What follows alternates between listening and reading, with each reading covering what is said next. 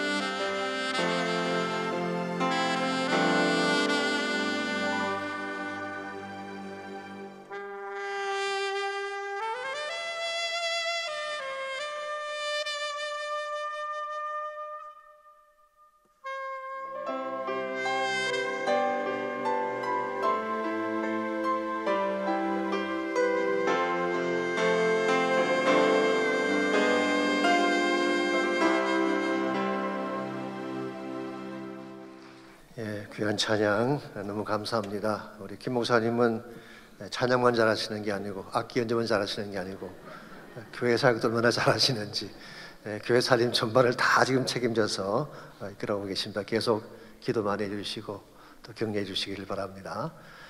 이어서 월십 과외를 통해서 또 하나님 앞에 영광을 올려주시겠습니다.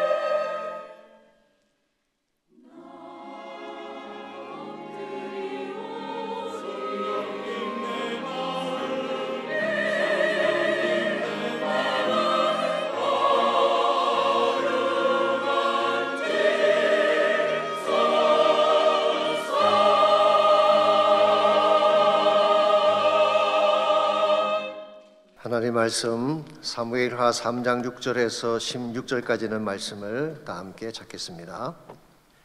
사무엘하 3장 6절에서 16절입니다. 차신 줄 알고 한 절씩 교독합니다. 사울의 집과 다윗의 집 사이에 전쟁이 있는 동안에 아브넬이 사울의 집에서 점점 권세를 잡으니라. 사울에게 첩이 있었으니 이름은 리스바요 아야의 딸이더라. 이스보셋이 아브넬에게 이르되 내가 어찌하여 내 아버지의 첩과 통관하였느냐 하니 아브넬이 이스보셋의 말을 매우 분하게 여겨 이르되 내가 유다의 계물이냐 내가 오늘 당신의 아버지 사울의 집과 그의 형제와 그의 친구에게 은혜를 베풀어 당신을 다윗의 손에 내주지 아니하였거늘 당신이 오늘 이 여인에게 관한 허물을 내게 돌리는도다. 여호와께서 다윗에게 맹세하신 대로 내가 이루게 하지 아니하면 하나님이 아브넬에게 벌 위에 벌을 내리심이 마땅하니라. 그 맹세는 곧 이 나라를 사울의 집에서 다윗에게 옮겨서 그의 왕위를 단에서 브엘세바까지 이스라엘과 유다에 세우리라 하신 것이니라 하매 이스보셋이 아브넬을 두려워하여 감히 한마디도 대답하지 못하니라. 아브넬이 자기를 대신하여 전령들을 다윗에게 보내 이르되 이 땅이 누구의 것이니까 또 이르되 당신은 나와 더불어 언약을 맺사이다. 내 손이 당신을 도와 온 이스라엘이 당신에게 돌아가게 하리이다 하니 다윗이 이르되 좋다. 내가 너와 언약을 맺거니와 내가 내게 한 가지 일을 요구하노니 나를 보러 올 때에 우선 사울의 딸 미갈을 데리고 오라. 그리하지 아니하면 내 얼굴을 보지 못하리라 하고 다윗이 사울의 아들 이스보셋에게 전령들을 보내 이르되 내 처 미갈을 내게로 돌리라. 그는 내가 전에 블레셋 사람의 포피 100개로 나와 정혼한 자니라 하니 이스보셋이 사람을 보내 그의 남편 라이스의 아들 발디엘에게서 그를 빼앗아 오매. 우리 16절 같이 읽겠습니다. 그의 남편이 그와 함께 오되 울며 바울인까지 따라왔더니 아브넬이 그에게 돌아가라 하매 돌아가니라. 아멘. 몇 년 전에 새들백 교회에서 성도들에게 설문조사를 했습니다. 당신이 가장 좋아하는 단어가 무엇인가 물었더니 success, 성공이라는 단어가 가장 많이 나왔다고 합니다. 다시 묻기를 그럼 무엇이 성공이냐 질문했더니 수백 가지의 다양한 대답이 나왔는데요. 예를 들면 부자가 되는 것, 출세하는 것, 최고의 대학을 나오는 것, 굴제 회사를 만들고 명예의 전당에 이름을 올리는 것, 다양한 답들이 나왔습니다. 그 중에는 잘 모르겠다, I don't know, you tell me 라고 하는 대답도 나왔다고 합니다. 일반적으로 이 세상은 물량적인 수치를 가지고 성공을 정의하는 경향이 있습니다. 그러나 과연 더 많이 가졌다거나 더 높이 올라갔다는 외형적인 성취만으로 성공을 디파인할 수 있을까요? 전 그럴 수 없다고 생각을 합니다. 오늘 화요일부터 미국의 메이저리그 플레이오프가 시작이 됩니다마는 미국 야구 구단주 중에 조지 스테인브레너라고 하는 유명한 사람이 있었습니다. 지금 세상을 떠났습니다마는 이 사람은 그 유명한 뉴욕 양키즈의 구단주였습니다. 37년 동안 구단주로 있으면서 7번 월드 시리즈를 제패했고 11번 아메리칸 리그의 챔피언이 되었고 16번 동부지구 타이틀을 차지했던 성부사 중에 성부사였습니다. 그래서 그의 별명이 The Boss라고 하는 별명을 가진 사람.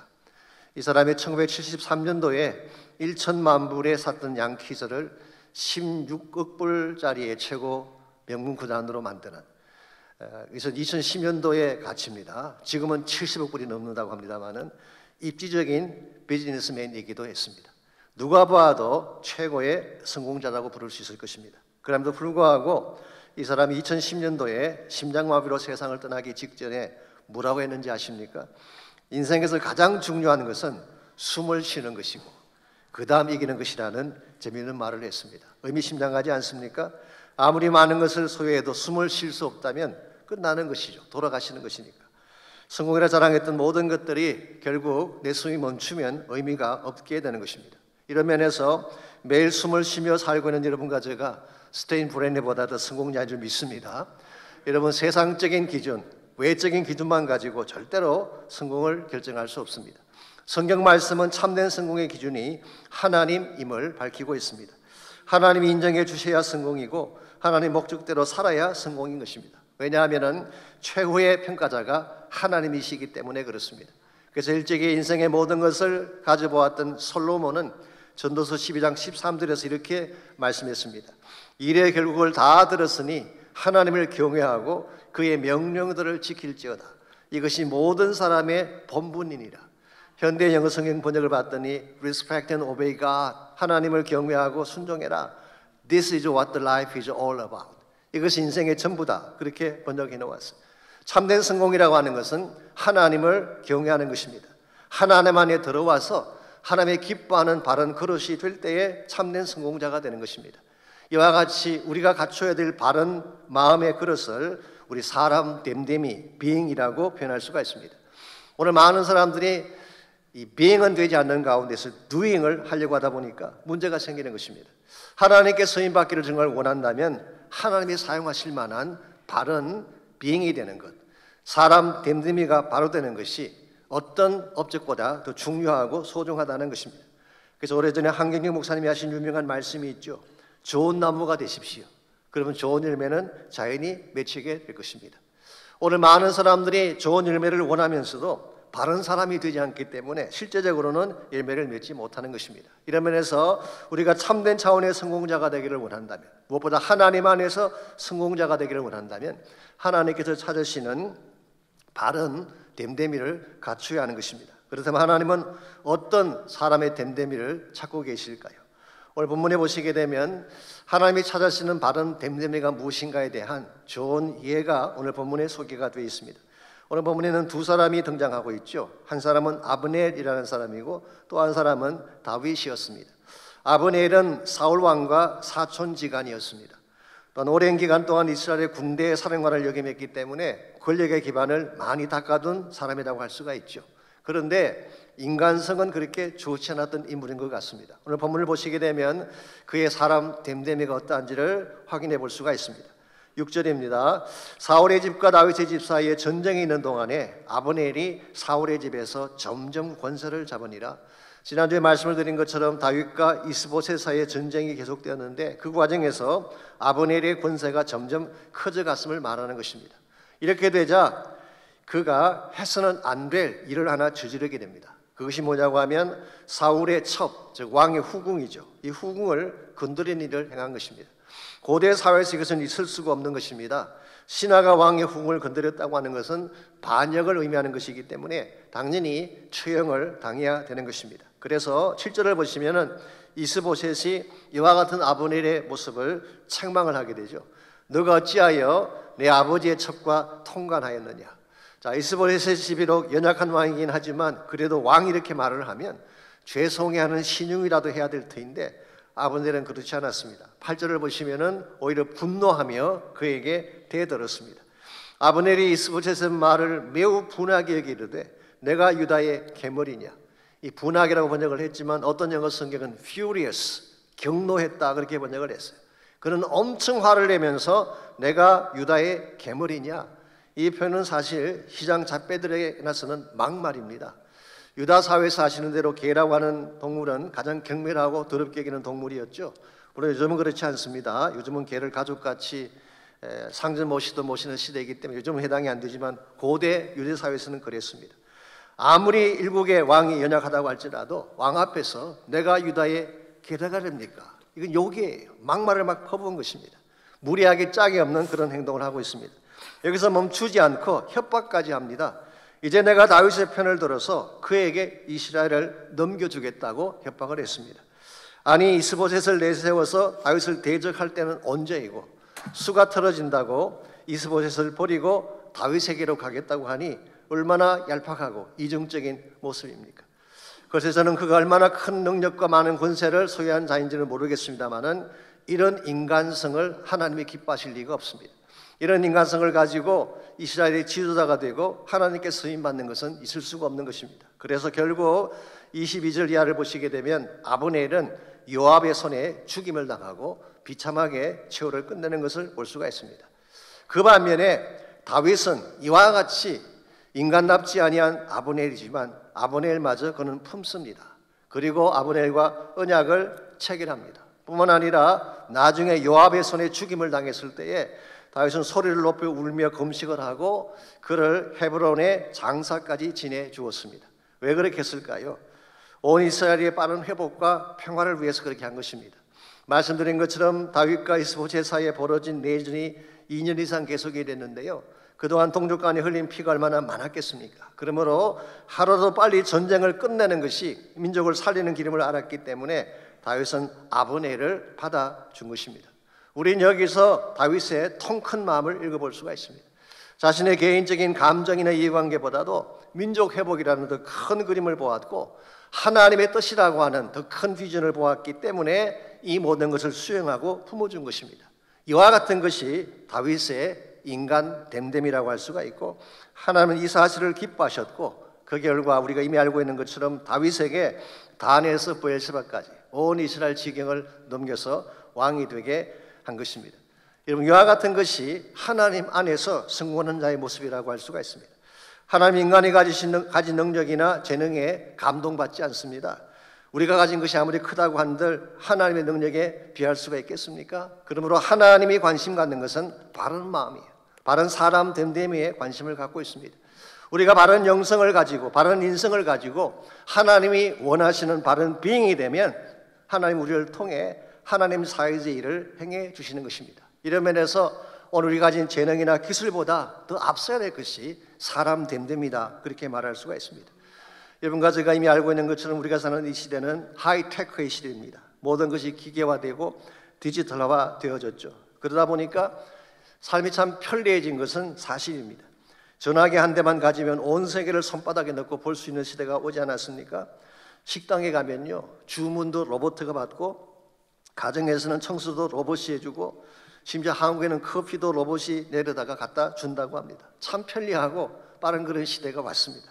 이와 같은 하이테크가 정말 우리 삶의 질을 높인다고 생각하십니까? 저는 그게 동의하지 않습니다. 이와 같이 기술 문명이 발달할수록 세상은 점점 더 험악해져 가고 있고 인간미를 잃어가고 있는 현실을 부인할 수가 없습니다. 감성이 메말라가고 인격적인 만남이나 정겨운 마음의 타치가 없기 때문에 신문을 보십시오. 어느 때보다도 자살률이 더 높아지게 되고 파괴적인 참사들이 곳곳에서 일어나고 있지 않습니까? 그래서 메가 트렌드로 유명한 미국의 미래학자 존 네이스빗이라는 사람이 있습니다. 지금 세상을 떠나셨습니다마는 이분이 이런 경고를 한 적이 있습니다. 테크놀로지가 발전하는 것이 좋긴 하지만 그것에 함몰당하게 되면 인류의 진정한 가치를 상실할 수 있다. 그래서 이분이 제시하는 것은 하이테크도 중요하지만 하이타치, 고감도의 감성도 중요하다, 그런 표현을 했습니다. 예를 들면 부모의 따뜻한 가슴, 진실된 사랑, 서강을 바라보며 마치는 차 한 잔, 사랑하는 사람들과 무닥불 앞에서 밤새 나누는 대화, 이와 같은 것이 훨씬 더 소중하다는 것입니다. 왜냐하면 이것을 통해서 관계성이 만들어지게 되고 그 결과 우리 삶의 진정한 행복의 열매를 맺을 수 있기 때문에 하나님께서 찾아주시는 가치도 동일합니다. 하나님 인간의 재능이나 최첨단 기술이 아니라 바른 마음을 가진 사람들을 원하세요. 그래야 인격적인 만남을 가질 수가 있게 되고 그런 자를 통해 하나님 일을 하실 수 있기 때문에 하나님은 퍼슨이십니다. 하나님은 인격적인 존재이시기 때문에 어떤 도식이나 방법을 통해 일하시는 것이 아니라 인격체인 사람을 통해 일하시는 것입니다. 만일 여러분이나 제가 기계적이고 도식적인 방법으로 하나님을 만나려고 한다면 하나님 깊이 만날 수가 없어요. 가슴을 통해, 마음을 통해, 심령을 통해 하나님 만나야 되는 것입니다. 그리고 하나님을 만나게 되면 하나님은 우리의 방법이나 수단을 통해 일하시는 것이 아니라 우리를 통해, 하나님을 통해 일하시는 것입니다. 요즘 하나님 경험하는 삶이라고 하는 제자론을 계속하고 있습니다마는 헨리 블랙 헤임 목사님이 이런 말씀하신 적이 있어요. It never works, but he does work. 좀 어려운 말이긴 한데 it이라고 하는 것은 그것, 우리가 말하는 흔히 말하는 방법이나 수단이나 재능이나 기술이나 테크놀로지, it doesn't work. 그것은 일하는 것이 아니라는 것입니다. 누가 일하느냐? he, 하나님이 일하신다. 하나님이 일하시는 것이지 우리가 가진 방법이나 수단이라는 것이 아닌 것입니다. 그러므로 우리가 갖춰야 될 더 중요한 것은 하나님이 사용하실 수 있도록 바른 사람 됨됨이를 갖추는 것입니다. 우리가 어떻게 하면 하나님께 쓰임받고 하나님이 원하시는 진정한 차원의 성공자가 될 수 있을지, 이것을 위해 우리가 갖춰야 될 참된 바른 사람 됨됨이는 어떤 것일지, 오늘 본문에 소개된 아브넬과 다윗의 케이스를 통해서 하나님께서 찾으시는 영적인 자질 세 가지, 인격적인 자질 세 가지를 함께 정리하려고 합니다. 첫 번째로 하나님 안에서 성공하는 데 필요한 자질은 겸손함입니다. 하나님은 겸손한 자를 자에게 은혜를 베푸시고 교만한 자는 물리치신다고 말씀하셨어요. 그러므로 우리가 하나님께 쓰임 받으려면 1차적으로 겸손해야 되는 것입니다. 자, 그렇다면 겸손은 어떤 것을 말하는 것일까요? 제가 사전을 찾아보았더니 다양한 정의들이 나와 있었습니다. 자신을 낮추는 것, 다른 사람을 존중하는 것, 그의 의견을 경청하는 것, 자신의 한계를 인정하는 것, 자신의 실수를 인정하는 것, 다양한 그런 정의들이 사전에 나열된 것을 보았습니다. 물론 다 맞는 말이긴 하죠. 그러나 성경적으로 말씀드리자면 핵심은 이것입니다. 자기 위치를 지키는 것이 성경이 말하고 있는 겸손이에요. 즉 하나님 우리 모두에게 나의 위치를 주셨는데 내 위치를 지키면서 그 위치에서 내가 해야 될 본분을 다 하는 것을 겸손이라고 말하는 것입니다. 그러므로 무조건 난 못해요, 이거 겸손이 아닙니다. 하나님이 직분을 맡기셨는데 나 같은 게 뭘 할 수 있나요? 라고 뒤로 빠지는 것은 겸손처럼 보이지만 사실은 아니에요. 하나님이 직분을 주셨으면 순종해야지, 하나님이 주셨음에도 불구하고 노하는 것은 하나님에 대해서 바른 자세라고 할 수가 없죠. 오늘 본문에 보게 되면 이 아브넬의 케이스가 바로 그 케이스입니다. 아브넬이 능력도 있고 재능도 있고 많은 권세를 가진 것은 사실인데 자기가 지켜야 될 위치를 벗어난 것입니다. 신하면 신하로서의 위치를 지켜야 되는데 그 위치를 벗어나서 왕 노릇하려고 한 것, 이걸 성경은 교만이라고 부르는 것입니다. 실제로 여러분 성경을 보시게 되면요, 이 사탄의 기원이 이 교만에서 시작된 것을 성경이 기록하고 있습니다. 사탄이 왜 이 땅에 떨어지는 그런 존재가 됐는지 아십니까? 능력이 부족해서 혹은 못생겨서 아닙니다. 에스겔 28장에 보시면요, 원래 이 사탄은 천사였어요. 그룹이라고 하는 천사, 하나님의 최측근에 있으면서 하나님의 영광을 지키는 천사장 중에 하나였습니다. 얼마나 그가 아름다웠는지 홍보석, 청보석, 금광석으로 단장을 한 beautiful creature, 그야말로 아름다운 존재가 천사였습니다. 그런데 왜 이 천사장이 땅으로 떨어져서 타락하게 됐을까요?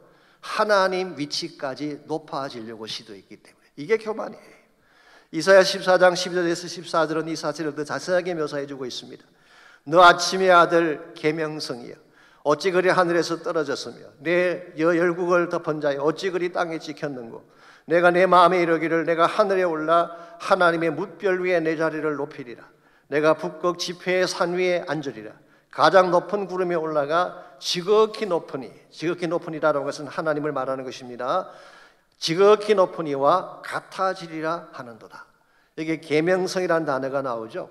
히브리 말로 헬레이라고 하는데요, 많은 영어 성경들이 모닝 스타, 새벽별 혹은 샤이닝 스타 그렇게 번역을 했습니다마는 킹 제임스 버전은 루시퍼라고 번역을 했어요. 사실 이것은 라틴 말입니다. 라틴 말로 루크라고 하는 단어가 빛이라고 하는 뜻이죠. 그래서 이 루시퍼라는 이 명칭이 대다수의 성경학자들에 의하면은 사탄에 대한 명칭으로 이해를 하고 있습니다. 찬란한 별과 같았던 천사가, 샤이닝 스타였던 그 천사가 왜 땅에 떨어지게 되었는가? 자신의 위치를 벗어나서 지극히 높으신 하나님과 같아지려고 했기 때문에. 이것을 성경은 교만이라고 하는 것입니다. 여러분과 제가 기억해야 될 중요한 사실이 있습니다. 인간에게는 인간의 위치가 있고 피조물에게는 피조물의 위치가 있습니다. 하나님이 나에게 주신 위치가 있는데 그 위치를 망각하고 그 위치를 넘어서려고 할 때에 우리도 모르는 가운데에 교만의 질병에 빠지게 되고 결국은 무너지게 되는 것입니다. 톨스토이에게도 유명한 말이 있습니다. 모든 것은 제자리에 있을 때에 그때가 가장 아름답다. 돌멩이 한 개, 풀 한 포기, 나무 한 조각도 있어야 될 자리에 있을 때에 조화를 이루고 작품이 된다, 그런 뜻이. 우리나라 옛말에도 이런 말이 있습니다. 산은 맹수가 지키는 것이 아니라 나무가 지킨다, 이런 말이 있어요. 우리 생각에는 호랑이나 사자 같은 맹수가 산을 지키는 줄 알지만 실제는 그렇지 않습니다. 나무가 지키는 것입니다. 그 중에서도 못난 나무가 지킨대요. 잘생긴 나무들은 다 잘라나가지만 못난 나무는 20년, 30년이 지나도 그 자리를 지키고 있는, 이게 사실은 겸손한 자가 실제적인 역할을 감당하는 것을 비유적으로 표현한 것입니다. 저는 교회 일도 마찬가지라고 생각을 합니다. 교회에서 굉장해 보이는 사람들, 능력이 특출한 사람들이 교회를 지키는 것처럼 보이지만 꼭 그렇지만은 않습니다. 묵묵히 자기 위치에서 기도로, 예배로, 섬김으로 사는 자들이 교회를 지키는 자들이에요. 새벽에 나와 보십시오. 언제나 그 자리를 지킨 사람들이 있습니다. 부엌에 가보십시오. 파킹장에 가보십시오. 묵묵하게 섬기는 그곳을 지키는 자들이 있죠. 주일학교 교실에 가보세요. 약물에 가보십시오. 언제나 그 자리를 지키는 교사와 목자들이 있습니다. 이와 같은 사람들이 교회를 지키는 자들이라고 생각을 합니다. 그러므로 여러분에게 주어진 위치가 있고 여러분이 해야 될 사명이 있는데 그거 빼앗기시면 안 됩니다. 그 자리에서 최선을 다하고 충성을 다하는 것을 성경은 겸손이라고 부르고 있고, 작게 보이지만 하나님께서 나에게 부여하신 것에 최선을 다할 때에 우리 목자장이신 예수님께서 다시 오실 때에 칭찬받고 면류관 받는 것입니다. 잘했도다 작고 충성된 자가 너가 작은 일에 충성하였으니 더 큰 것으로 더 많은 것으로 맡기시리라. 이게 하나님께서 인정하시는 바른 사명자의 모습이죠. 그러므로 우리가 하나님 안에서 성공자가 되기를 원한다면 1차적으로 겸손해야 돼요. 나를 비워내는 겸손입니다. 두 번째로 하나님이 찾으시는 영적인 자들은 투명성입니다. 마음에 숨겨진 계산이나 이중성이 없는 마음 자체가 맑고 깨끗한 상태를 하나님이 기뻐하시는 것입니다. 오늘 본문에 소개된 아브넬을 다시 보시게 되면 이 측면에서 문제가 있는 사람인 것을 발견할 수가 있습니다. 아브넬은 철저하게 계산 따라 움직이고 기회주의적인 입장을 취했기 때문에 그렇습니다. 9절과 10절을 보겠습니다. 여호와께서 다윗에게 맹세하신 대로 내가 이루게 하지 아니하면 하나님이 아브넬에게 벌 위에 벌 내리심이 마땅하노라. 아까 말씀드린 것처럼 아브넬이 분노하면서 자기 위치를 벗어났을 뿐만 아니라 이제는 이스보셋에게 협박까지 합니다. 여호와께서 다윗에게 맹세한 대로 내가 반드시 이루리라.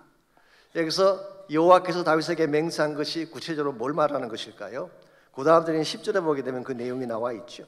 그 맹세는 곧 이 나라를 사울의 집에서 다윗에게 옮겨서 그의 왕위를 단에서 브엘세바까지, 이 단에서 브엘세바라고 하는 것은 가나안 땅 전체를 가리키는 관용적인 표현입니다. 이스라엘과 유다에 세우리라 하신 것이라.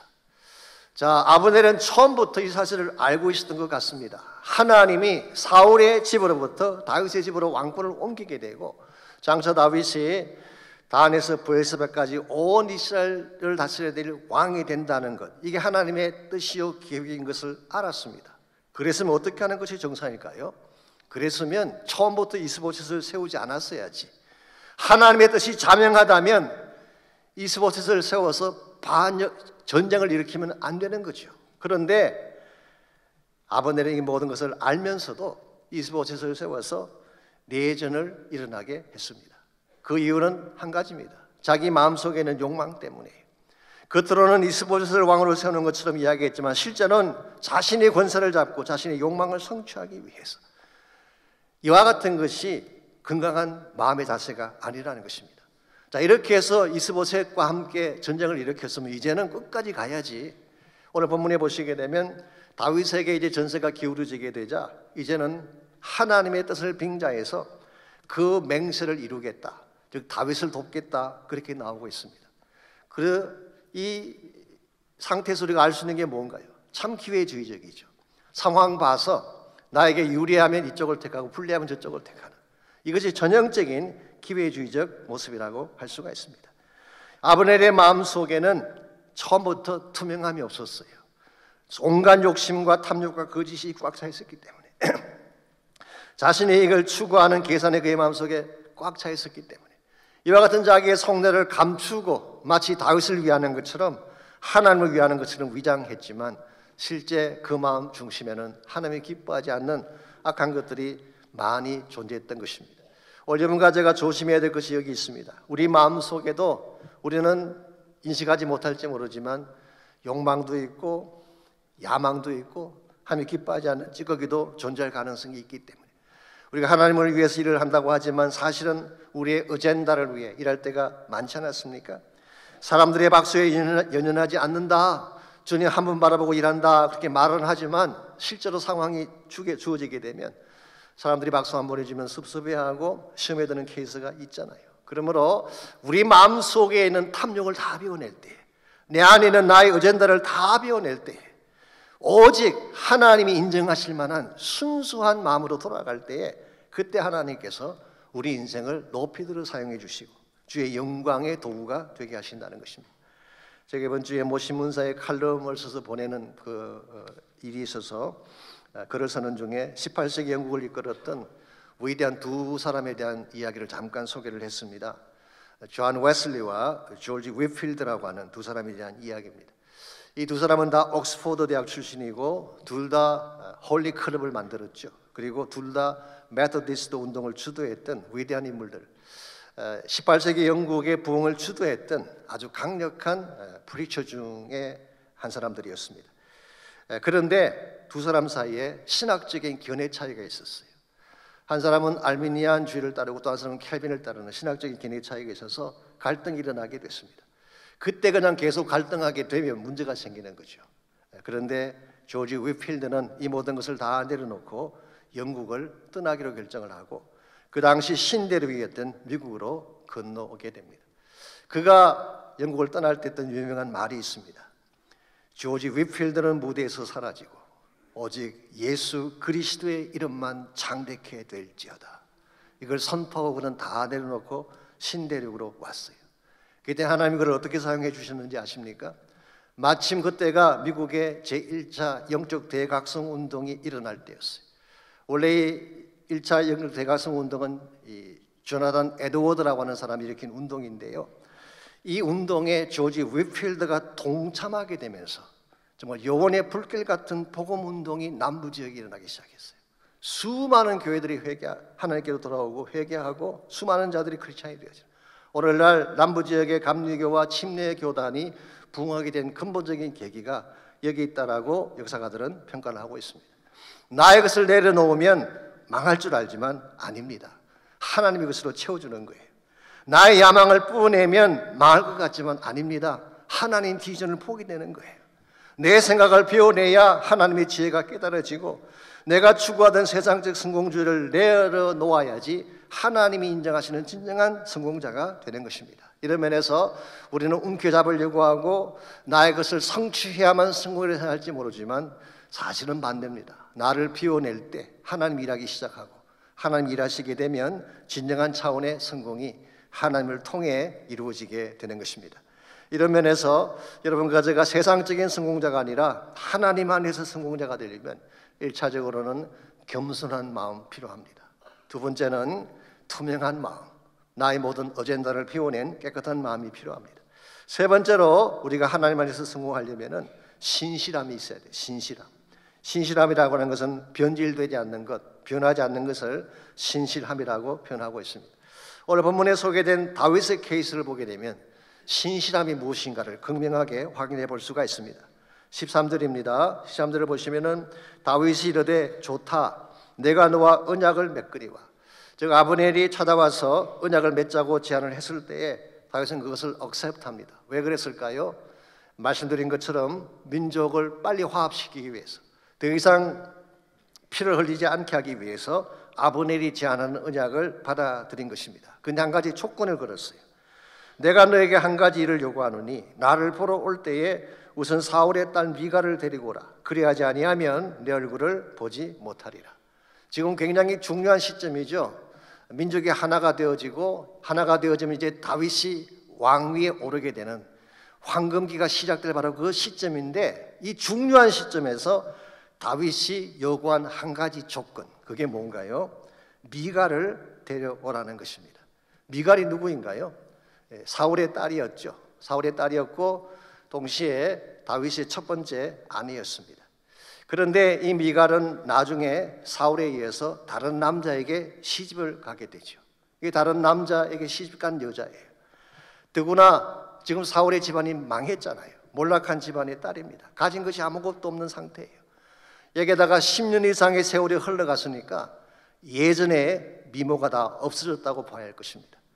정리하면 데려올 가치가 없는 여자 같은데 왜 다윗은 이 중요한 시점에 황금기를 눈앞에 두고 가장 보잘것없는 이 미갈을 데려오게 했을까요? 사실 여러 가지 많은 해석이 있긴 합니다만 저는 개인적으로 위클리프 바이블 카멘트리가 제시한 그 해석을 저는 받아들이고 싶습니다. 이렇게 되어 있어요. 다윗이 아직도 미갈을 사랑했기 때문이다. Because David still loved. 아직도 다윗은 미갈을 사랑했기 때문이다. 세월이 많이 지나가긴 했지만 다윗은 지금도 기억하고 있습니다. 그 옛날 사울에게 죽임당할 뻔했던 한밤중에 그의 집이 포위당했을 때에 미갈이 자신의 생명을 걸고 다윗을 창에서 매달아 탈출시켜 주지 않았습니까? 그때 미갈이 보여주었던 사랑을 그는 기억하고 있었어요. 비록 정치적인 이유 때문에 다른 남자에게 가긴 했지만 그녀가 얼마나 다윗을 사랑하는지를 다윗은 잘 알고 있었어요.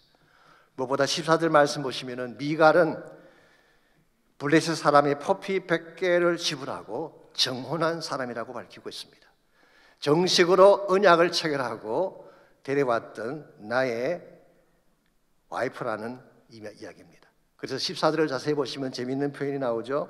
다윗이 사울의 아들 이스보셋에게 전쟁을 보내 이르되 뭐라고 했어요? 내 처 미가를 데려오라. 영어 성경 보시면은 my wife라고 되어 있어요. my wife. 나의 와이프라고 이야기하고 있습니다. 비록 많은 세월이 지났지만 지금은 남의 집에 간 여자이긴 하지만 언약을 맺은 관계이기 때문에 지금도 still she is my wife. 이걸 우리는 신실함이라고 이야기하는 것입니다. 조건이 악화되었지만 몰락한 집안으로 변하고 말았지만 세월이 많이 지나기 때문에 얼굴의 미모도 사라졌지만 그 옛날 언약을 통해 맺어진 나의 사람이기 때문에 she is still my wife. 이걸 우리는 신실한 사랑이라고 부르는 것입니다. 여기에서 다윗이 보여주었던 신실한 사랑을 정리해 보면요, 세 가지 특징이 있습니다. 첫 번째로 받아주는 사랑, accepting love. 있는 그대로 받아주는 사랑이었어요. 조건을 따지지 않습니다. 처지나 환경을 따지지 않고 있는 그대로 받아주는 사랑이었어요. 두 번째로 넘어서는 사랑이었습니다. overcoming love. 비록 원수에 따르긴 하지만 몰락한 집안에 따르긴 하지만 그 모든 것을 다 넘어서서 그를 아내로 맞이하는 overcoming love. 이것은 마치 에브라함 링컨이 했던 말과 한번 비교해 볼 수가 있습니다. 남북 전쟁이 끝났을 때에 물었죠. 남군들이 다시 돌아온다면 어떻게 다룰 것인가?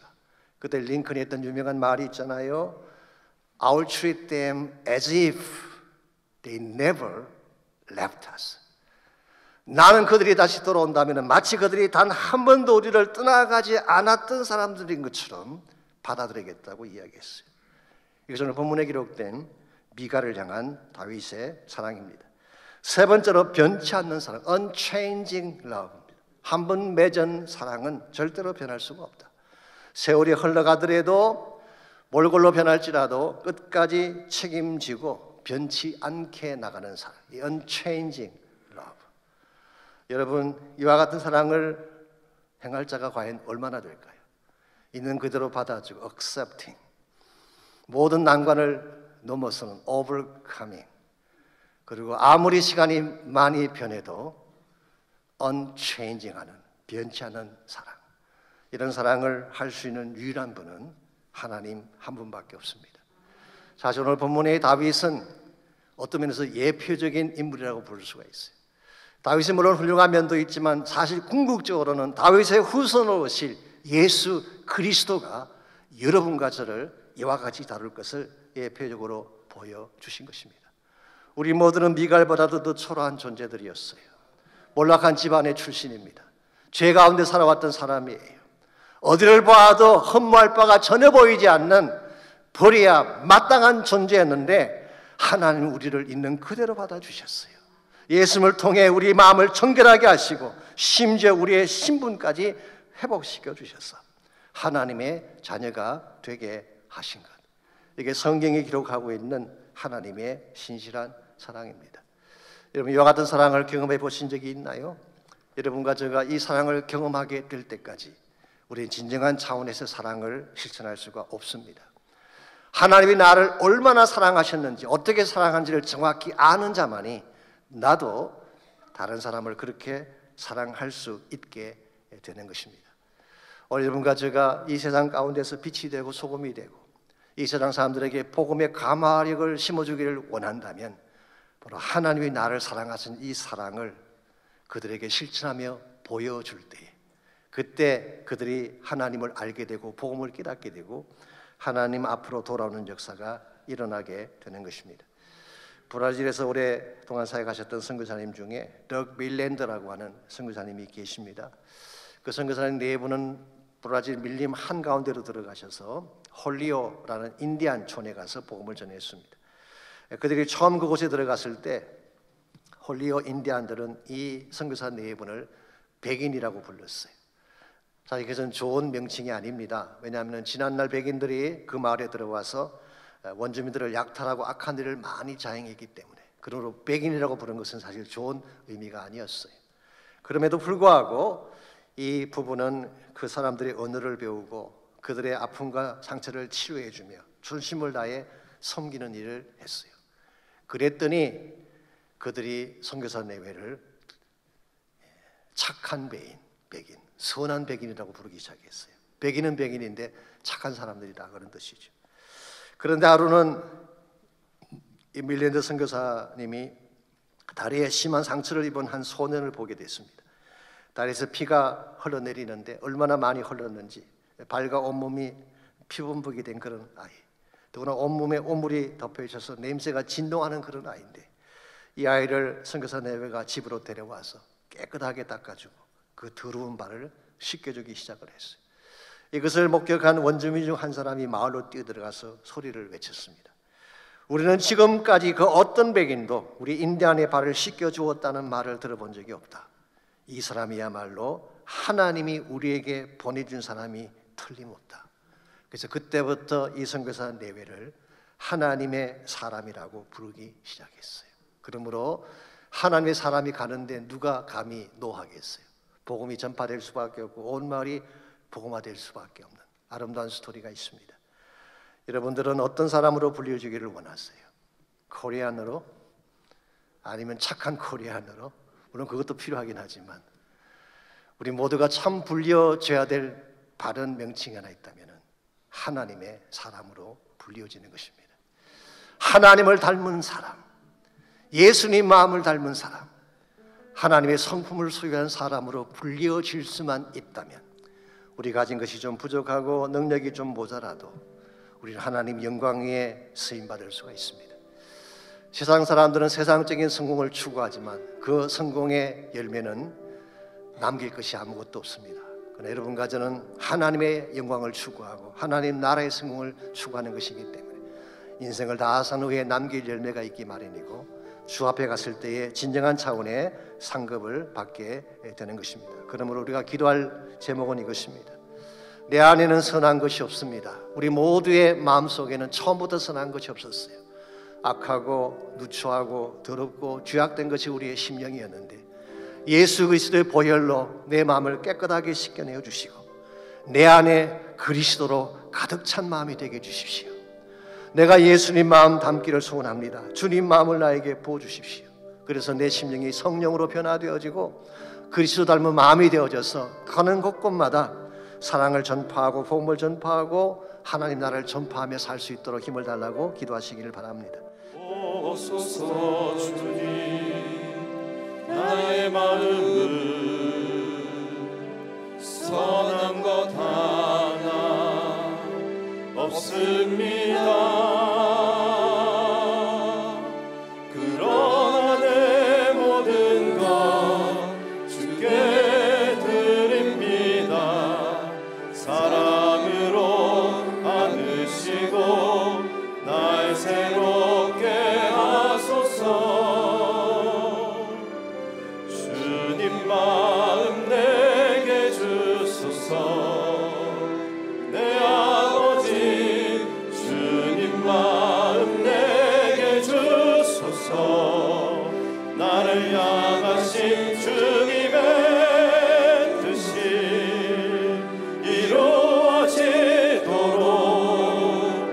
주님 마음 내게 주소서. 주님 마음 내게 주소서. 주님 마음 내게 주소서. 내 아버지 주님 마음 내게 주소서. 나를 향하신 주님의 뜻이 이루어지도록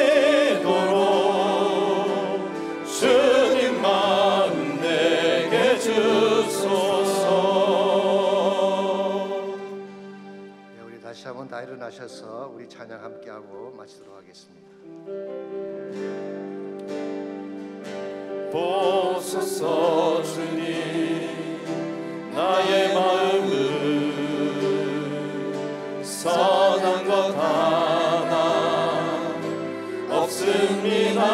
그러나 내 모든 것 주께 드립니다. 그러나 내 모든 것 주께 드립니다. 사랑으로 안으시고 사랑으로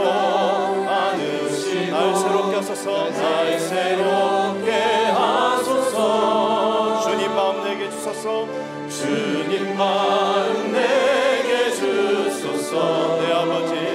내 아버지 주님 마음 내게 주소서. 나를 향하신 주님의 뜻이 이루어지도록 주님 마음 내게 주소서. 주님 마음 내게 주소서. 내게 사랑을 가르치소서. 내게 사랑을 가르치소서. 당신의 마음으로 용서하게 하소서. 주의 성령 내게 채우사 주의 길 가게 하소서. 주님 당신 마음 주소서. 주의 성령 내게 채우사 주의 길 가게 하소서. 주님 당신 마음 주소서. 주님 마음 내게 주소서. 내 아버지 주님 마음 내게 주소서. 나를 향하신 주님의 뜻이 이루어지도록 주님 마음 내게 주소서. 하나님, 우리 안에 선한 것 없는 것 주님이 아십니다. 우리 악하고 더럽고 추한 마음들을 주의 보혈로 깨끗게 하시고 주의 마음으로 그리스도로 가득 찬 심령 되게 하셔서 주의 뜻을 감당하며 하나님 나라를 이루어가며 그리스도의 십자가 사랑을 전파하며 살아갈 수 있는 우리 모두 되게 하여 주시옵소서. 이제는 우리 구주 예수 그리스도의 은혜와 하나님 아버지의 무한하신 사랑하심과 성령님의 충만한 임재하심이 예배를 마치고 돌아가는 모든 성도 한 분 한 분에게 가정과 삶의 터전과 자녀들과 자손들 위해 이제로부터 항상 함께 하시기를 예수님의 이름으로 간절히 축원하옵나이다.